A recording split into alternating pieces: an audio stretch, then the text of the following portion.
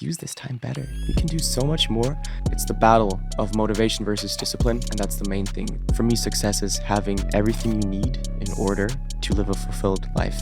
My biggest fear is the fear of regret, sitting at my deathbed and thinking, I should have done things differently. My mindset is different. I want to have my own photo book, created by myself and influenced by the decisions I have made over the course of my life. I want to lay back when I'm done, look back and say, I lived my life to the fullest, with all its ups and downs, and everything the world had to offer, and everything I could offer to the world. I am not that person to stay in my comfort zone. I'm the person to take risks, even if I'm completely sure I will fail. Why don't you take those risks? Are you too afraid to change? Take those risks, take those responsibilities, make the move, and I promise you, if you share the mindset, you'll always find something positive. And if it's failure, you'll find the beautiful art of handling it and being thankful for the experience to make your life better for yourself in the future. Ben, this is a quote you wrote on the 16th of October in 2017. That's like 5 years ago. You were pretty young. And now we're sitting here in Berlin, last day of the Creators Weekend. And bro, you've come so far. I want to offer you this book. It's also a book about doing, about achieving success. This has with regards to financial success, but I think Project50 like teaches us everything. Like you guys cover everything, and it's just so inspirational. So really honored to have you sitting here, and yeah, bro, it's amazing. Goosebumps, bro. 100%. Crazy that, that post that you saw that, number one, that you did your research, that you saw that and that you actually took something from it. And I already appreciate the fact that you, yes, kind of understood, that we're on the same level. I can totally see this already. Crazy. And thanks for having me. It's a pleasure, bro. I'll start with the intro. Hey guys, how's everyone doing? We're doing well. Hope you're doing well as well. And today we're here with a brand new episode of The Success Show. And today we're joined by Ben, founder of State of Mind Studios and also founder of Project50, together with his good friend Nico. And we're here in Berlin. And could you just say something about this weekend? And then we'll move to how Project50 got started for the people that don't know anything about it. Yeah, so this weekend, number one, was an absolute blast. I think we had so much fun. We got so much done. We had good food. We're doing sports. We did a bunch of sessions. We met a bunch of great people that are doing different things, all in different niches. But something that is, I think, that combines all of us is the same mindset of wanting more in life. And it's just insane to see all these different people traveling from all over Europe just to come to Berlin, just to meet up, just to network. Big achievement, but the first of many. It's crazy, bro. I mean, I was there. These 2 days were incredible. You guys managed to bring together a group of people that are all like-minded and all very different. And it just went amazing. It felt like a big school trip, but then with like all your best friends. Like there were no little groups that were formed of like everyone was just vibing together, talking about everything, like achieving their goals, and everyone is like studying or working, and people are working out. I saw some crazy muscle ups, people doing one-handed handstands. It was just crazy. And I'm just super curious, like, where did this all start? Was there like a trigger? Was there something that, like, please tell me, how did it start? So yeah, this might sound crazy to you, but this is something I came up with when I was, I'd say 15 or 16. Not exactly this challenge, but this is the challenge, and all of this together is just one step, one part of the entire process. Before you continue watching, please consider subscribing and hitting the notification bell so you never miss a future upload.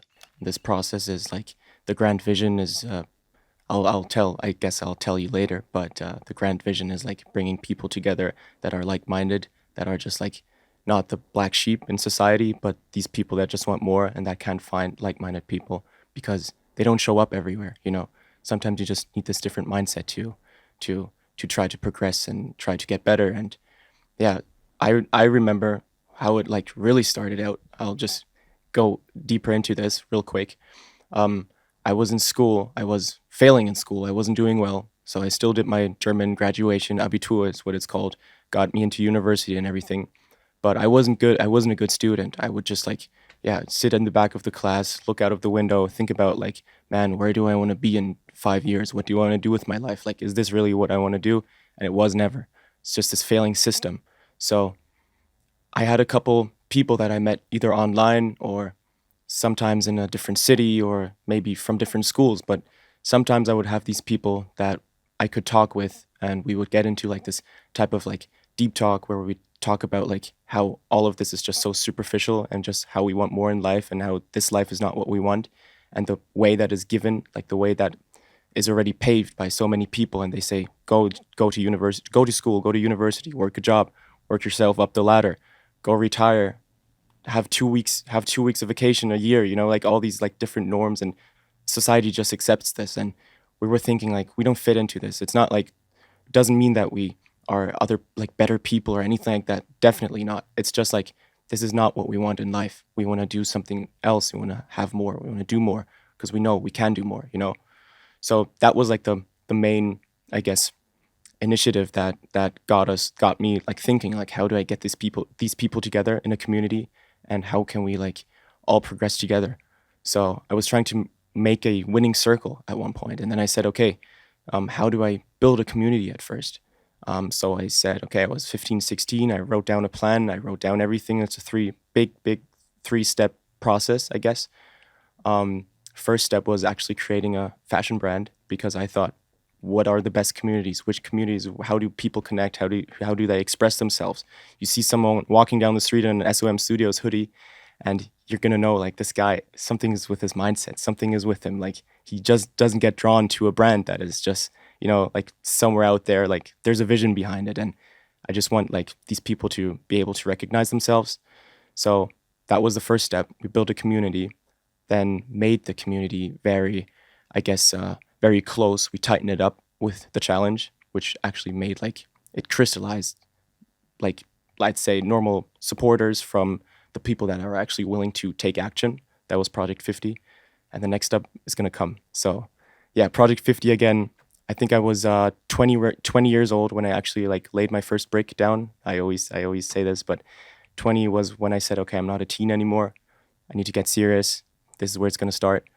Um, and yeah, I laid that brick down, and from then on, I just started working, progressing, doing this, and at one point we had the community, and yeah, now we can do things like this.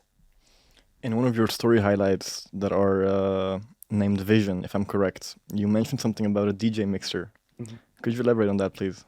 DJ mixer, interesting. Okay, you really did your research.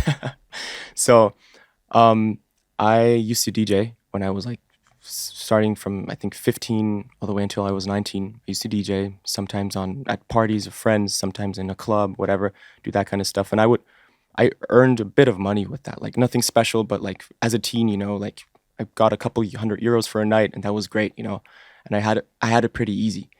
Um, and my goal was actually always to become a big DJ, a big music producer, just like expressing my creativity over like music, because like I guess everybody out there, but or the most of the people, like if you really feel music and you have like this thing in your head where you like just, that's theoretically where like all this vision evolved. I would listen to music and I was just like thinking about life, like how it could be, how what I want to do, and that would actually make me manifest it.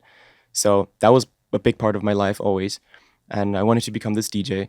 And then I said, okay, this is something of my own. What I always like to do is, it's called artificially like pressuring yourself. I actually sold my board. I said, okay, if I want to become a big DJ, whatever, there's so much equipment that I need. There's so much like I don't want to chance it. I actually want to do business, because that is also a big part of my life, of course. And then I said, okay, I'm gonna sell my board, take those couple €100, invest it into a clothing brand, and start, and just see where it goes. And at one point, I'll buy it back. I didn't buy it back yet. I could, of course, but I didn't get to do it yet. But I'm gonna do it soon, just for the gesture. But yeah, that was my DJ board, and I sold it. I sold something I loved so much, because I said, this is like my little like comfort zone almost. This thing, like I can go show up at a party, earn a couple €100, everything's easy. Or I could say, okay, I'm gonna sell it, and I'm gonna take that money, and I'm gonna do something, because I'm not gonna spend that money like on something stupid or food or whatever. Like I'm not gonna spend that. That's actually money I want back. I want to get my DJ board back. So I artificially pressured myself at that point. Yeah, to make this happen. I think the what that is called in I think our group and our mindset is like the back against wall mentality, right? Like you give yourself no choice. Exactly. And uh, correct me if I'm wrong, but this sounds like a sacrifice almost. Definitely. Is that also how you saw it? And could you maybe elaborate on the importance of making sacrifices in life?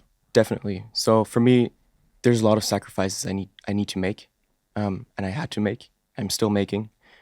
Time with family, time with my girlfriend, time with friends, being social. I was extremely extroverted and super social. I mean, you saw me from this side on this weekend, I guess.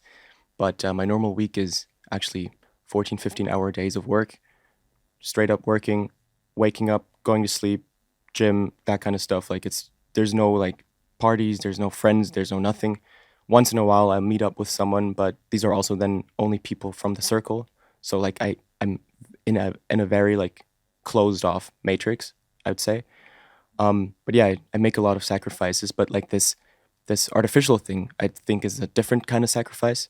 The same like I would like to do that sometimes with money. I sacrifice money and then I say, okay, like I spent so much, I need to do this. For example, I got into running like two months ago, and I said like, for example, I said I never liked running.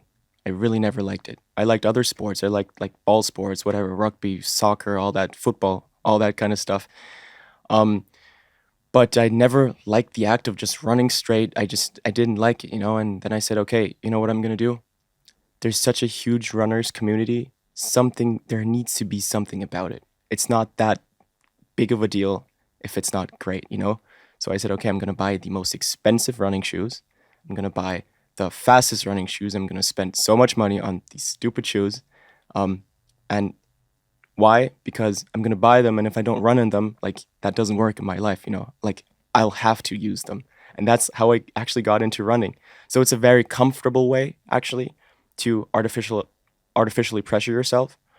Um, but yeah, that's the type of stuff I do. And I saw those shoes standing there, and I'm like, there's no way I just got these, and I'm not gonna go running. And since then, I just signed up for the Paris Marathon. I'm actually really starting to run Ironman in June, half Ironman in June, full Ironman end of the year. So like, yeah, I mean,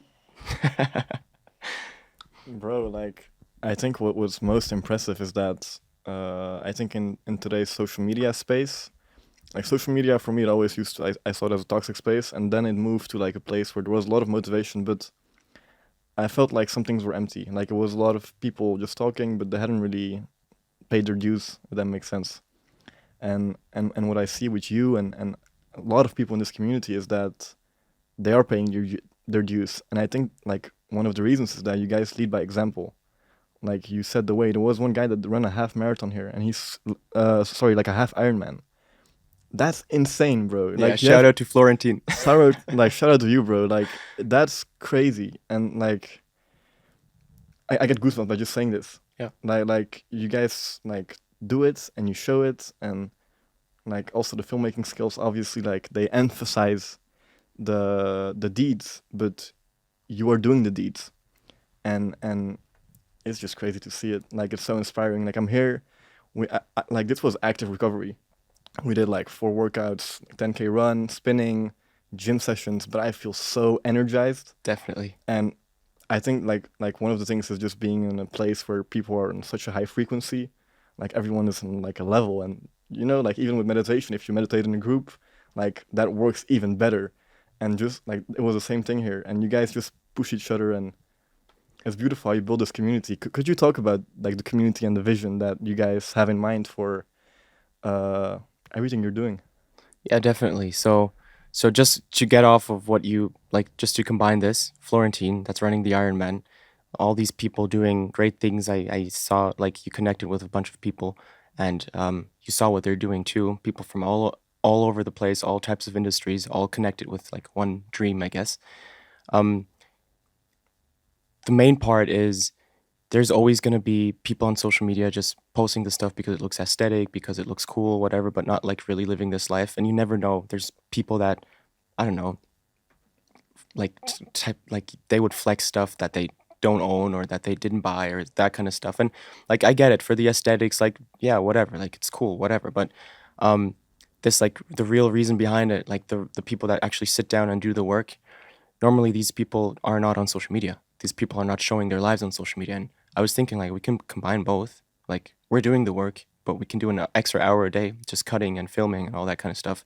And actually, and that's why I'm going to connect this now. Doing the filming and cutting and everything, and then have some 15-year old kid like I was sitting at his desk at home, looking at these videos, saying, "Man, there is a community out there. There are people like me. There are people like I'm. My parents are telling me, hey, do this, do that. My teachers are telling me something different. Everybody's telling me something, but I can't do what I want, and I see these guys out there actually doing what I want. So it's like we're trying to create this whole community and trying to create the grand vision of having that 15-year-old kid sitting there and saying, it is attainable. It works. Like I don't have to go study. I don't have to go work my way up the ladder just to become something society's telling me I need to become, you know? So yeah, I guess it's like there's always this picture of the poor painter, like Van Gogh, for example, that never got famous while he was an artist. And people like every time people kind of opt out of the norm, and they say, okay, I want to become an artist, I want to become a musician, I want to do something creative. It always has a tad of like, yeah, he's not really, I don't know, like we don't know, it's not nothing safe, nothing.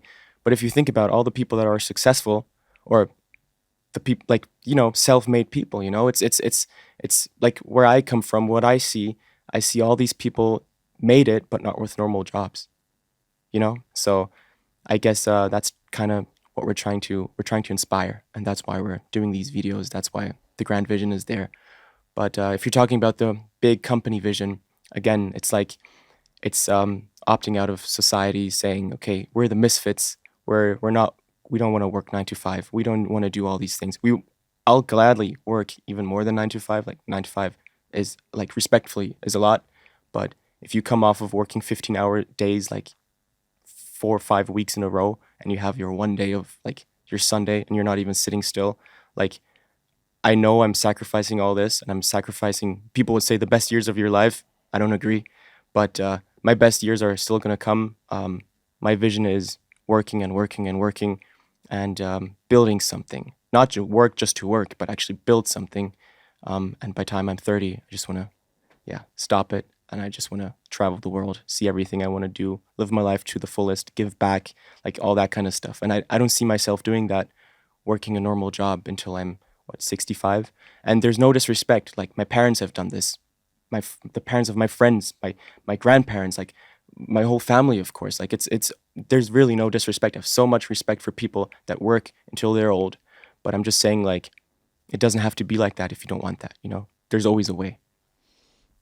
I think something that I've seen around me, I've talked with a lot of athletes, trainers, people that have taken the misfit path, if I may say it like that, is that they also said, okay, I'm gonna work super hard until I'm 30, and then I will maybe like do it a little bit different. I think in a way you're gonna have some troubles with that, because I think you're so addicted to the highs of achieving your goals, and I'm sure you're gonna set new goals when you're there, but your level of like, okay, this is good, is already gonna be so high that you're gonna keep on pushing. So I don't think 30 is realistic. Yeah, the more I do, the more I'm 22 now, but the more I do, the more I realize, yeah, I'm gonna set new goals, even if I don't reach the goals. I don't think that's gonna happen, but even if I don't reach the goals, like I won't stop until I reach them.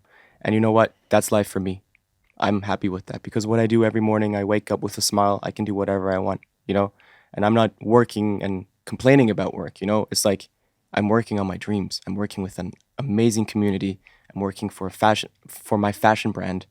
I can do whatever I want, and it works. So like, yeah, again, I'm sacrificing a lot, but the work I do is just fun. And I know what you mean. Like I can't even shut off, even when I'm on vacation, like 2 weeks. Like I shut off on the last day, and then I just hang out, and I just get right back into work again. It's crazy, and it puts you in a, yeah, it puts you in a different like state theoretically. Also, your nervous system and stuff is super super yeah, alert all the time. And I don't think it's good for your body. I really don't think it. And then for me, it always was like this work-life balance, doing sports at the same time. And then if you think about it, you go and lift heavy weights like after you work the whole day, or you run a 20-kilometer run, like just because you're doing it, like like you're just working and working the whole day. So yeah, for your body, totally, totally makes sense. And also for your goals, I mean, yeah, there's gonna be different stuff. But I know I'm learning a lot. I don't want to sound like I know it all. I really don't. I'm learning a lot. And you know what? In my last 6 months, I realized I need to just not not go a bit slower, but I can't promise everything. I can't tell people, "Oh, I'm going to start this business, do that business, going to do this with you. I'm going to because I'm doing multiple stuff, multiple things at the moment, and I'm now realizing there are limits time-wise, not mind-wise, time-wise. The day only has 24 hours, so yeah, it's what you make out of it. It's crazy, man, and I think just for the people that are completely new to this, they're watching this and they're like, "Whoa, I can relate to a lot of what this guy is saying." Could you maybe elaborate a little bit on Project 50 and what that entails and the thought process behind it? So you want to know the rules too, Yeah. just for the people out there. So yeah, Project 50 is a challenge, social media mainly. Um, there's no obligation to post anything, of course, but there's a challenge. It's 50 days to improve your lives, to become better. Um, and it's a start somewhere for people that say, I know I want to do more in life, but I don't know where to start. And that's like the main problem. I get so many messages every day of people saying, "Man, I don't know where to start. I know I want something more. I don't know." So, we created this challenge to say, "Okay, first things first, create good habits. Number 1, good habits. 50 days, do these things 50 days in a row." So waking up before 8 a.m., which is not hard. It's doing 1 hour of sports a day, doing 1 hour of something creative a day. Also creating habits like don't go on your phone when you wake up in the morning. Like don't first thing you don't want to like you don't want to first thing you want to do is like wake up in the morning, check your phone, check your mails, whatever, and your dopamine is already like at a spike like before you even had breakfast. Like it's so crazy, or before you even really woke up. So yeah, so we have this rule set, and you do it for 50 days, and if you fail a day, you need to start over. It's not a punishment that you need to start over, but it's you need to create these habits. And after 50 days, I did not. We have had thousands of people do this challenge now. I mean, we have close to 200 million hashtag views on TikTok. We have multiple 100,000 hashtags on Instagram. Like, there's literally thousands of people doing this. I have not had a person say, I did 50 days and it didn't work for me. So everybody's saying, I took at least 2 or 3 or 5 or all of this stuff. I took it with me, and this is my normal life now. Why do we do this? Why are we trying to create these habits? Because if you're in a flow, and that's something I'm big on, it's momentum. You create momentum. I remember when I was at my peak momentum, I was doing like 5 things at the same time with an optimized schedule, and everything was going well. Everything was going well. It was crazy. Like that was like my also financially best month. It was like in May, for example. Like it was insane financially, with friends, with all these different things, with the businesses growing and growing and growing, and that was my peak momentum. Um, I know it comes in cycles, so I'm not scared of like anything like that. I've had these highs and lows all the time. It's totally normal. It's just how it is. But I'm a big fan of momentum, and if you get into these habits, you create momentum. That's like the first like domino. The first domino you're just like throwing over is gonna be the smallest domino, but it gets bigger and bigger and bigger. You know how that works, right? Compound. So yeah, exactly. It's compound, and yeah. At one point, I was just pushing down this giant, like yeah, enormous domino, and I was thinking like, how did I even get here? But yeah, it's all the small steps. So start with Project 50, and your mindset is going to change. You're going to say, okay, look, all these things I was doing on day one. It seemed like there's no way I'm going to do all of this. There's no way I'm going to do this for 50 days. And after 50 days, you're like, okay, what's next? You know? You briefly mentioned scheduling. I think for all the people that I've talked to and also for myself, that may be one of the hardest aspects of life in general, because we have so many things we have to fit in 24 hours minus the hours of sleep that you have if you're lucky to have them. What is your way you schedule your day just to get a more like practical approach as well? Yeah. So I have a schedule I made. I use my normal calendar app on all my like connected with all my devices. Um, and I actually have sleep times, I have work times, and I have free times. That's it. I break down my free time into sports as well, a bit, and housework, because that's just stuff you need to do. There's like no way of going around it. And I try to minimize all the little things. Let's say, for example, like cooking. I don't cook anymore because for me, it just does not make sense anymore. If you're earning more than, let's say, 15 euros an hour, why would I then stand there and cook for an hour? You know what I mean? Like, there's, again, it's just optimizing time. So I like to optimize everything I can, and then take a realistic approach of how to plan your week. And I have 9 hours of sleep every night that I actually schedule. I go to sleep super early. I wake up whenever I wake up. I don't say I wake up at 6. I don't say I wake up at 7. I don't say I wake up at 10. I wake up when I feel like I'm awake, you know? So that's a big thing too, because what does it do for you if you wake up at 5 and you need like 3 hours just to recalibrate? Like for me, it doesn't do anything. So I'll sleep until 6:30 or 7 then and do 2 hours more super productive. So it's all about productivity too. But yeah, I have like 4 hours of free time every night, and I spent that with my girlfriend. Um, and so it's easy. I do the stuff I love, and yeah, that's my schedule. But I have a very tight schedule. Like I said, I have a lot of calls, of course, during the week and all these kinds of things. But I kind of make to seem it work. But again, I don't know it all. Like I'm just getting into this. I got into this maybe a year ago, and I remember a year ago I was again like promising all these different things, saying, "Oh, yeah, I'm gonna start this, gonna do this. Oh, I'm gonna find time this week. Oh, let's meet up." All these different things, and the first time you actually sit down and look at your calendar and say, "Okay, I'm gonna plan all this stuff now," you realize all these things I wanted to do this week, I need like 2 weeks for it, just for with all the meetings and schedules and all that stuff because it just doesn't work, you know. So that was like my big thing. But yeah, I schedule now. I'm very very productive, and yeah, that's I think the best way you can work. Very impressive. Very impressive. I think this also helps just to get a more like practical advice for people watching this, because I'm sure you have people watching this that are like, yeah, everything clicks, but also people that are just new to this, new optimizing time, which is such a key factor in becoming successful in anything. And something that I would also like to talk about, maybe because I think you know a lot about it, is dopamine. In a society where everyone is so addicted, if I may say, to quick dopamine spikes, could you tell us how, just for example, the 1 hour in the morning of no distraction improves your daily dopamine levels? People will wake up and they'll go on TikTok, go on Instagram, see and just check in with the world. It feels great. You're like, oh, I just slept. What happened? What happened while I was gone? All that kind of stuff. Um, and they'll spike their dopamine, like I said, before they had breakfast, before they actually had a clear mind, had any like thoughts about like what do you want to do with my day, like all these kinds of things. And if you're already at the peak of your like, you already have the peak of dopamine in the morning, like, what's your day gonna look like? So people are so addictive nowadays, and I'll be honest, like I'm on Instagram a lot. Like I run my Instagram channel, and of course I use it for work because I look for inspiration. I just see like what's going on and all this stuff. I need to be up to date, of course. And I think I'm on Instagram more than I should be, just also like just checking in, like I said, just like mindlessly scrolling. But I optimize my screen time, and I noticed at that point I was like, look, I'm on my laptop all the day, just working all day. And then I'm on Instagram with like my downtime during my downtime.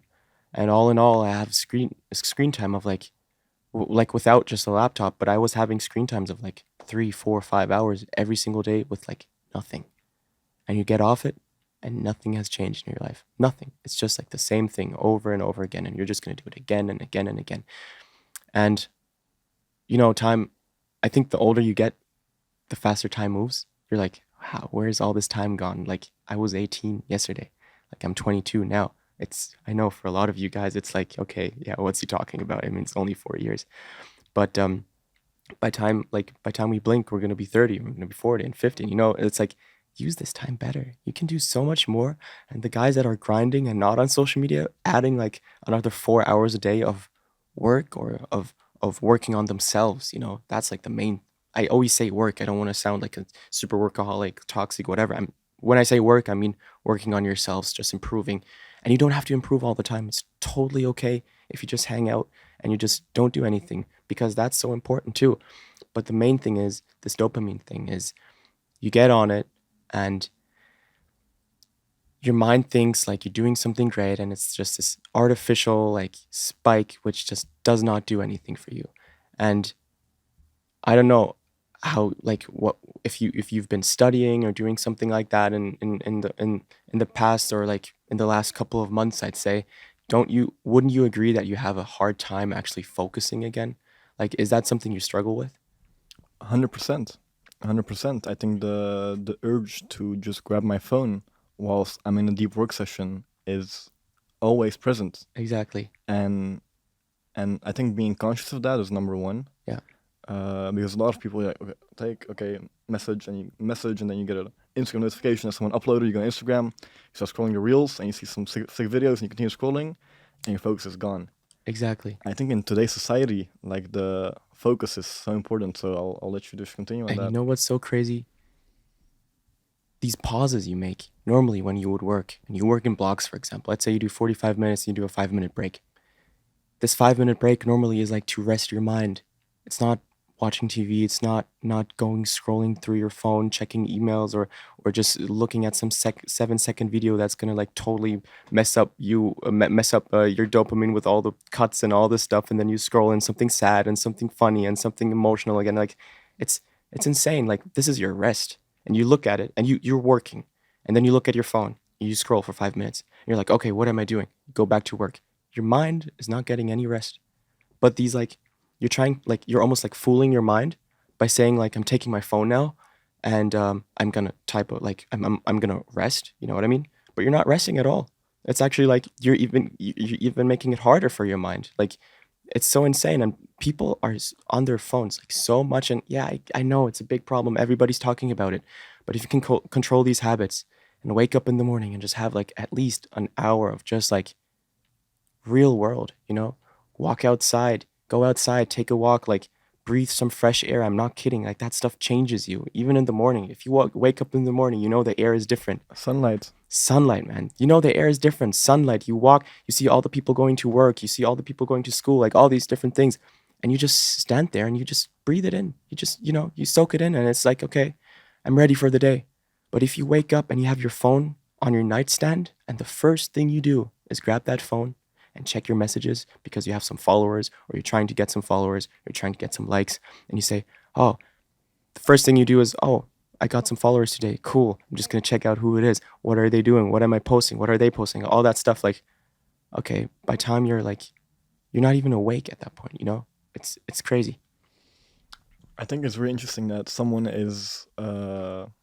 is like you, so successful, if I may say, on social media with all your content, the interaction with the people that engage in you, engage with you. Like you're pretty present. When it comes to practicality, how do you do that? Do you have work blocks scheduled for social media? Because a lot of people here with that were participating to Project 50. For me, the hardest thing was making the videos. Waking up early, that goes easy. Doing all the tasks also goes easy. But then making the videos, filming, and taking time to edit and then posting, that's where I started having some issues. Could you tell us something about maybe some practical tips to improve that? 100%. So 1 hour a day is my schedule for Instagram. It's a lot, but that's how long I need to cut a video. All the other stuff, like basic filming and that kind of stuff. When I started out doing these, like, I started out with like these small type of vlogs, during my day, just showing what I do, the productivity and stuff like that. I'll be brutally honest. The stuff I did was, yeah, I would go for a run, but I would run a super bad pace because I was gonna, like, I ran for a kilometer, set my phone up, ran around it just to get a good shot, then took it again, ran somewhere else, did it again and again and again. That stuff doesn't do anything for you. Now, when I go running, I go run, and afterwards, I'll go run another 50 or 100 meters and film myself, and I'll take that and then I have all these different clips throughout the day. Like I cook something, I do, I don't know, I make a smoothie, I do like all these like just normal things, but like people like to see it because it's like sometimes aesthetic, or they say, hey, this guy has his life in order, which is not the case. I don't know it all. It's just how it is. It's super real.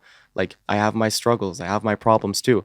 Yes, the stuff I do like might seem super interesting for a lot of you, but it's in you too. And I think that's what you guys like to see. You know what I mean? It's like you look at the person, you're like, that's exactly what I want to do, but you're not doing it.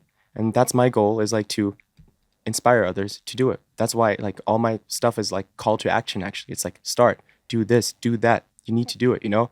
So yeah, so practical tips are actually not to go through your day and set stuff up to make it look like you're doing something. It's actually do the stuff and then take another extra 5 minutes. Again, after my 10K run, I just go run down my street, just film myself, and people are not gonna like notice if I did that while I was running or if I didn't. But why would I like bother my run and mess up my pace now just for a video? Like, what's that gonna do for me? You know, I'm running because I want to run.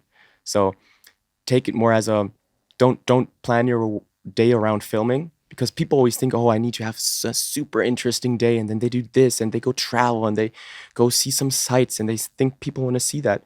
But literally there's some guys out there like me. I ride my bike and I film one shot up, put some quote over it, something I really feel, something I really like believe in. I edit it a bit, and that's it. There was no Disneyland, there was nothing crazy. Like that's just how it is. So if you do good content, quality content, keep on being consistent, at one point you're going to blow up. Like there's no way around it. It's just how it is. And if you don't, just assess your content. Look at, okay, what can I do better? Ask some real life friends, ask some of your followers. Like just it's trial and error at the end of the day. But again, don't plan your day around filming. That's a big thing. Yeah. I think also what's really cool, especially with the bike thing, like authenticity as well. Like when I see the bike videos, like it's a lot of people that I wouldn't say reproduce, but were inspired by you to make those videos. And you see it with, with everything. Like now you have the videos that are going viral. It's like someone getting in bed and then they're doing suddenly like an ab crunch. Like also being authentic, right? It's like I was talking with Armin, someone that's a guy that was also at the meetup, and he was Shout out to Armin. shout out to Armin, bro. You're huge, bro. It's crazy. We should put a picture of him that at the workouts, bro. It was crazy, but derailing.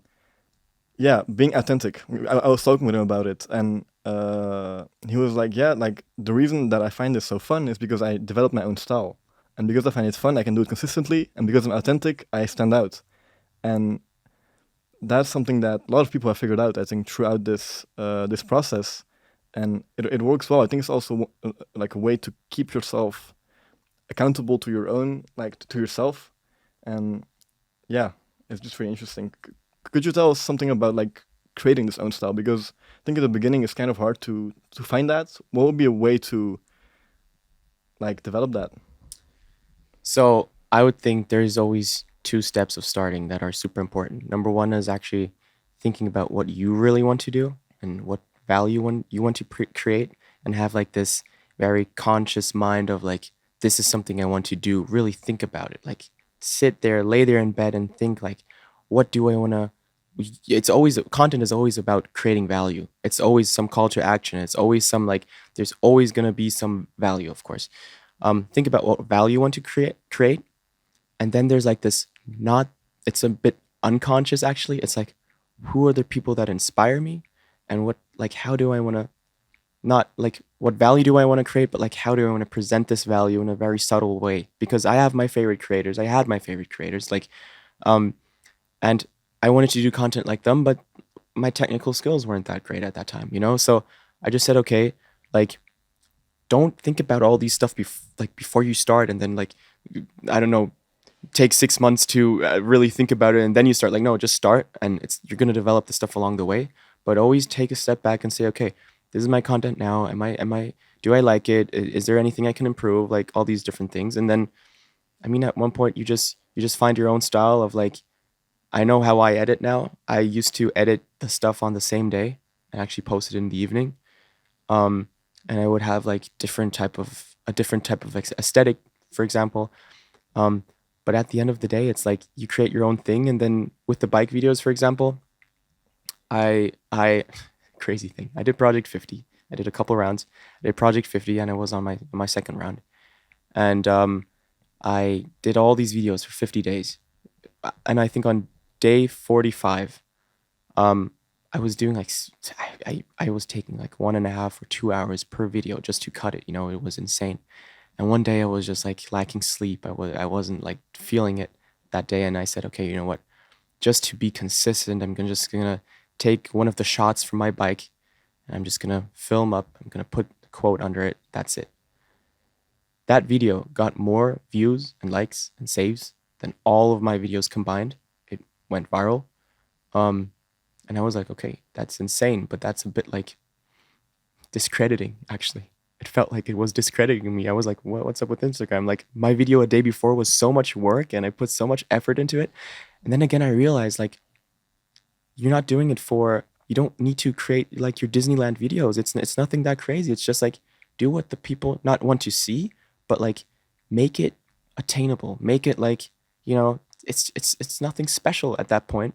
And it's not like I'm totally reaching for I don't know what, but that's exactly why the reason it's the same reason like you see someone making their bed in the morning, uh, I don't know, vacuuming his apartment and then going to the gym. Like it's nothing that crazy, but it's so super attainable and people like to see it. And so what I did then with the bike videos, I said, okay, as a creator, I'm always trying to figure out the Instagram algorithm. That's like the main thing on my mind when I do the work. And I would say I'm at the point now where I actually know a lot about the algorithm and I can make videos go viral and I know how to make I know how to distinguish a video if it's going to go viral or not like in the first 10 or 20 minutes of posting it. So there's a lot of like soft factors that play into it, of course. But I just said, okay, I'm on the way of learning this with the algorithm and everything. How about if I create another of these bike videos? What happens? And I did it, and it got 3.5 million views. And I did it again, it got another couple million, and again and again and again. And at one point, I think in August, I had like 52 million impressions. And I had like I don't know, reach 35 million, whatever, that kind of stuff. And I know there's people out there that are doing that in a week, like whatever. So I'm not trying to like brag any numbers or anything like that. What I'm saying is like I'm creating bike videos it's a one shot video. It's a 10-minute effort video, to be honest. Um, yeah, that's like a bit, I guess, like how I almost growth hacked my way up to a couple followers too. I mean, of course, other content is going great too. I've gone viral on a bunch of other content too that was not bike related. But yeah, I mean, find your own style. That's the most important thing. And if you see that something's blowing up, don't be scared to recreate it because people often say, oh no, I need to post something new every single day. And you know what? If you have a video that goes a bit more viral, like other people are gonna see it. It's not like you're showing your audience the same. It's not like you're serving your audience the same food again and again and again. It's actually like a couple people are gonna see it that know it already. They might like it. They might won't like. You know, and a bunch of other people are gonna see it and do it for those other people. Say, I want to get you guys into my community. So I guess yeah. But again, it's a game of very fake numbers. It's all look. If Instagram for some reason doesn't exist anymore, something happens or whatever. Like I don't want to put too much effort into it. I think an hour a day is very reasonable. In order to grow, like you can't. There's no way around it, I think. But theoretically, if you think about it, I optimize it. I optimized my Instagram growth. It's as crazy as it sounds, but I'm optimizing even my content. Like, and yeah, I can talk about this for hours, but it's also a bit a negative aspect of like this whole self development process because people don't like to talk about the negative aspects. It's just how it is. But it's you look at your life and you say, okay, I'm lacking this. I'm not doing this well. I need to improve at doing whatever. And you look at it and you're not happy until you actually optimize everything. And sometimes things just take longer. There's just certain levels you want to reach, and you don't directly reach it. There's no direct path, and um, people then tend to get caught up in themselves, and then they get like frustrated, and then they sometimes even get depressed off of that, saying like, I'm not doing this, and now I'm not doing this, and I was doing this, I was doing sports 7 days a week, and now I can't even to go to the gym twice a week anymore. What's my life? What has it become? And then that's where you again have to take a step back and say, I'm going to the gym twice a week. 2 years ago, I didn't go to the gym at all. Like, still doing my stuff. And even if I don't do it all, I don't do it at all. I was going to the gym, and I can start again. It's as easy as it is, you know. And again, I can talk about this for so long, but just to to cut the question off. It's just to end the question. It's again always the battle of motivation versus discipline, and that's the main thing that's always going to be there. It's accountability. It's consistency. It's posting every single day, showing up at the gym every single day. You don't want to go. That's where you need to show up. And at one point, you look at yourself in the mirror. You're not motivated at all. You're just dragging yourself to the gym, and then you look at yourself in the mirror and you see like another muscle pop up in the light, and that gives you that spark again. And you're like, whoa, I'm gonna go again tomorrow and just check it out. I'm gonna go again next week, just check it out. So it's up and down, up and down. But people love to be motivated, and they're like, man, I'm gonna change my life around right away, do all these things. They wake up in the morning, they might go for a run, they might do something, but check back in with them in 2 weeks. They don't do it. I think a common concept that all of what you've just talked about ties down to is also perfectionism kills. Everything you've just mentioned, from social media to going to the gym to running to nutrition, is just start. Just like take a little step, like do it. Don't feel like going to the gym? Still go. You'll figure it out there. Like maybe you'll go for a quick run or just like 45 minutes. Being in that zone already, like, is gonna do something with you. So yeah, I think like that is a lesson that I take away from this. And something that I think we have in common is our love for David Goggins. I have seen your post about meeting him, and it's incredible, man. Could you tell us something about just what is it like to be in the same room as David Goggins? It's exactly how I imagined it to be, in a very, very positive way. So, just quick backstory. I followed David Goggins. That guy's my spirit animal. That guy gets me to run like crazy. Like again, I told you at the start of the podcast, I've been running since like 2 months, and I'm already running 25 kilometers. Like again, it's nothing that crazy, but it's just he showed me what your mind is capable of. Even if you think your body isn't, your mind is, and that's where you just run in a circle again and again and again and again and all that stuff. So that guy's my spirit animal, 100%. And I followed him on social media, and I saw like something in Birmingham. Like, just so you guys know, like I'm in Berlin. I live in Berlin right now. Saw something pop up in Birmingham, and I saw he's actually attending like some fair, and I was like, whoa, I need to see this guy. And I got there. I got some meet and greet tickets. There was only 12, and 25 minutes with David Goggins in a room with 12 people, and were allowed to actually ask a question. So we got there. I flew all the way to Birmingham, just booked the next flight. It was like 2 weeks in advance. You know, it was super spontaneous as well.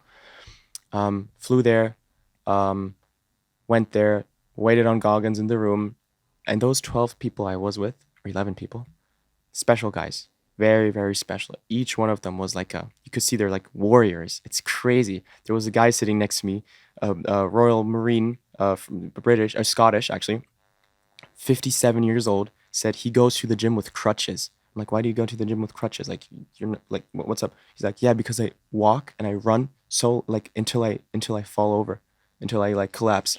And he's showing me pictures, and then he's showing me pictures of like he got hyperthermia and heat stroke in the same week, like stuff like that, completely insane. And there was someone else, transgender actually, that was in a competition, weightlifting competition, like speaking about the mindset and the stuff like that, and it was just so inspirational. It was all these different people together in a room, and that's what I want to create with Project 50 and SOM Studios. That's again a big part of it. So we went there, talked to Goggins, asked him a couple questions, and what was insane was, am I allowed to swear? Go ahead, bro. Okay, so we were sitting in the room 25 minutes, and they from the festival, they were saying, okay, Goggins, look, David, it's been 25 minutes. Like, come on, like we're scheduling an interview with you, like one on one with the film team. They're waiting. And then he said, okay, but I'm not done with the questions. Like, can they wait for me? And they're like, yeah. And then he said, okay, then make them fucking wait. We all laughed. And he actually took like 2.5 hours of his time to sit there and have everyone ask a couple questions. Yeah. And like just having him look at me, looking into my eyes. I know the stuff he did, bad water, and like all these different things. Insane guy.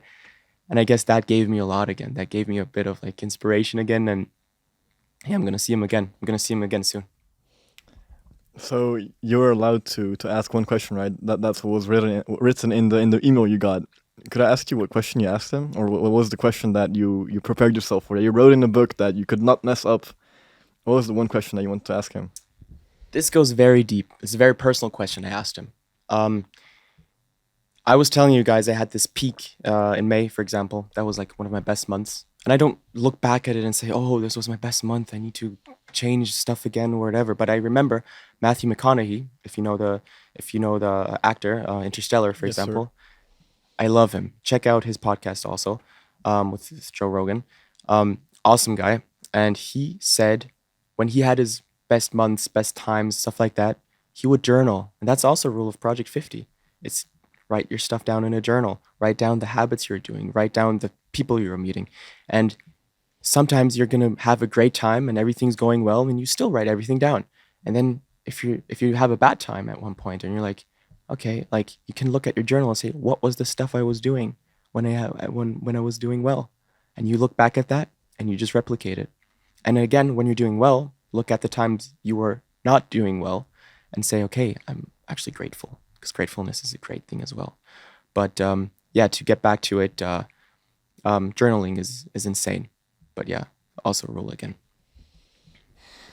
Yeah, yeah, super inspirational man, and it's just crazy that you had the chance to sit with him. I think, and also you by doing so you take some of his energy, positivity, mindset, and you can give that again to the group, and it's Yeah, just man. beautiful, man. So just to answer your question, about the question I asked David Goggins, it was I had my best months, like I said, and sometimes when stuff is going too well for me, like I told you, this artificial pressure, it's a bit, I don't know, like I said, I don't know what it's tied to. I'm gonna have to figure that out. I'm only 22. It's all about like finding yourself as well. But I will self-sabotage myself. When I'm earning a lot of money, I'll find a way to somehow mess it up with stocks, with crypto, like all this stuff, like um, when I'm doing something like it's also like a sort of like imposter syndrome, and I'm actually talking about this, like talk actually speaking on it, and which is so important. Speaking on it, like I realize there's so many people that I'm actually like on a day to day basis, like connecting with, and it's like, yo, you have that too? Yeah, I feel that too, but it's totally normal. It's the imposter syndrome. It's like you coming to me, these guys coming to me, walking up to me saying like, "Yo, bro, I know you from Instagram. That's so crazy. Yo, man, I saw what you did for SOM Studios. All this stuff."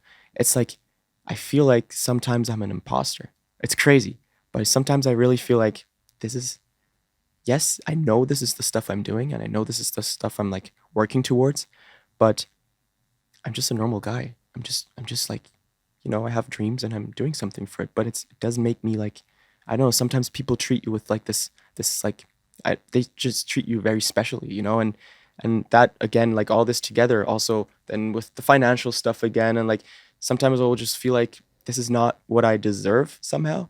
And I talked to Goggins and I said, "Look, David, like when you do all these things and you say you need to change your life and you go run your Ironman and battle runner, like all these different things, like and you go back and you walk back home, like how do you feel? How do you do this? How do you know that was one question. And another question I said is I like again I self-sabotage myself, and I will then, for example, let's say this is so insane.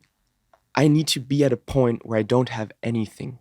Literally, I don't have anything at one point, and I'll need that point to like go insane and go in like this ghost mode for 6 months, build something new again, and and just go crazy with it, and then build a company, whatever, like do these different things, and it's very hard to express somehow, but yeah, it's almost like I'm dependent on not having anything. And I'm not talking about, again, financial stuff or whatever, but it's like everything together, you know? Like, let's say, I don't know, for with running, for example, like I'll need to be at a point where I look at myself in the mirror with sports and think, dude, this is just like, I don't like this, you know? I'm like at a really, really bad point.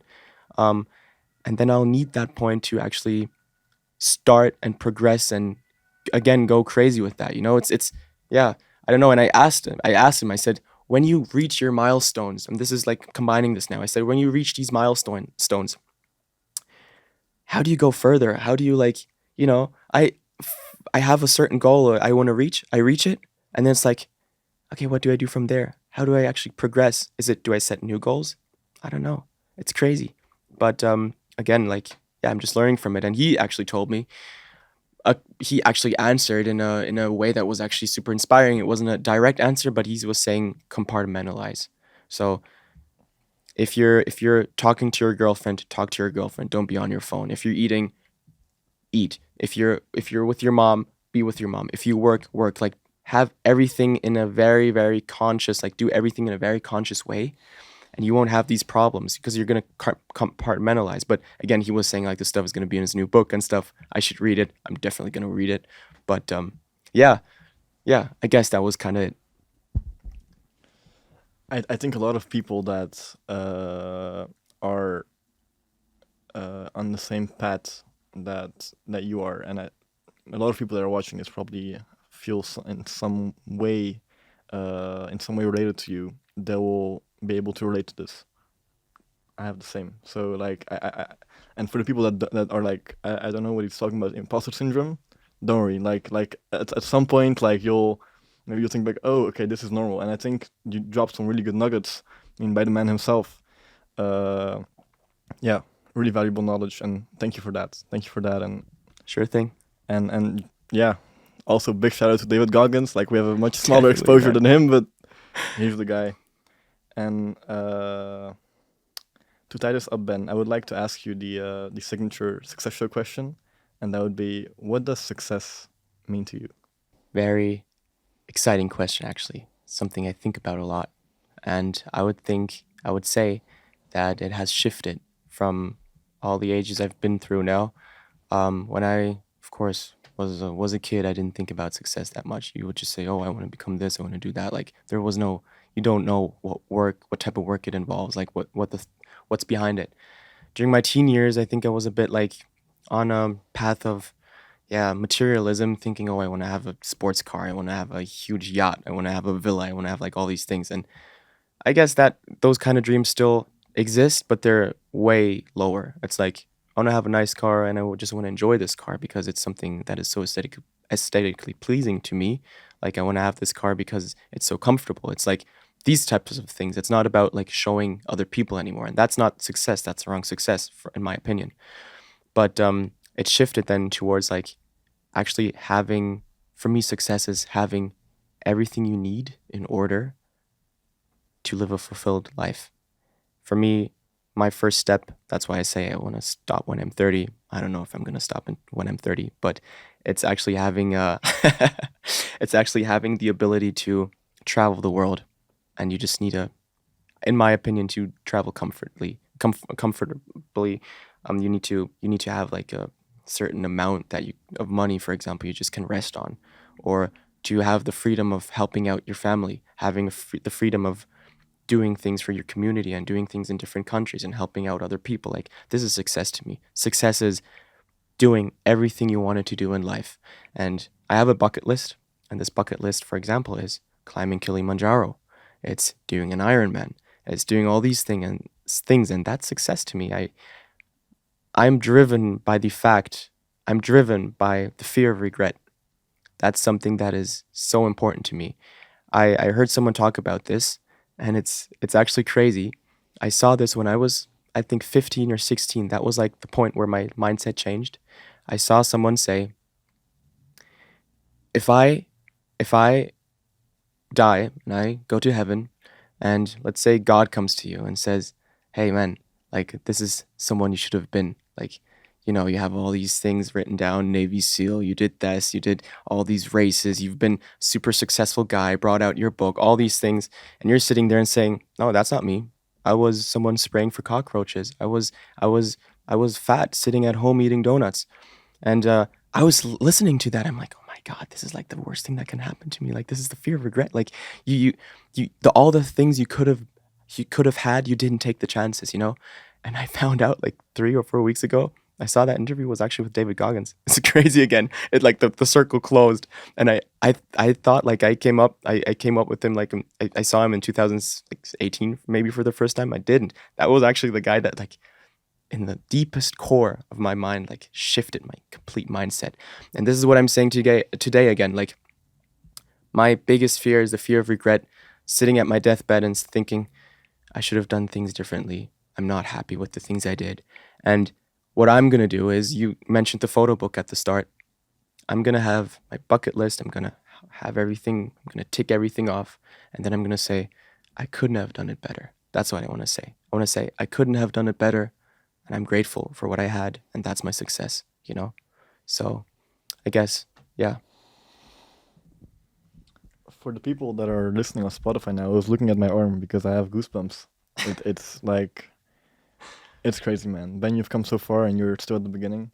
And it's just like, I'm super excited to see what the future has in house for you, and just keep on going. Man, I appreciate it. Thanks so much. I know yeah, again, imposter syndrome. I know things are doing well, things are going great. We're inspiring a lot of people, and I'm so grateful to do this on a daily basis and like kind of say this is my job now.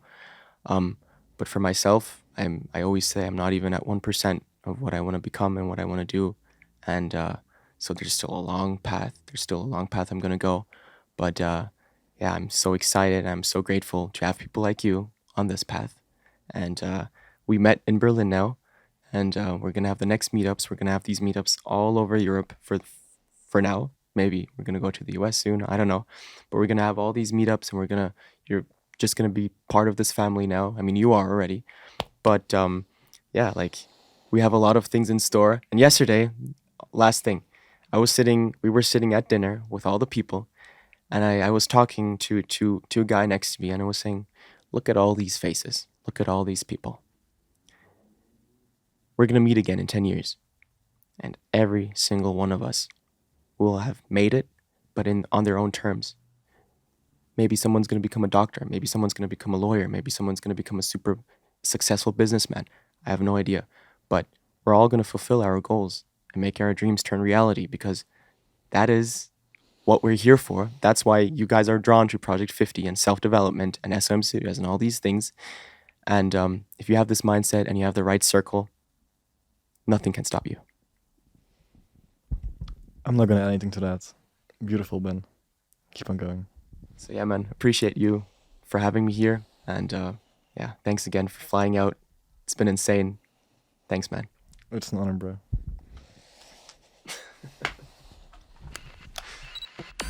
I'm the most brutal and efficient and most ruthless champion there's ever been. Yesterday, you said tomorrow. So just do it!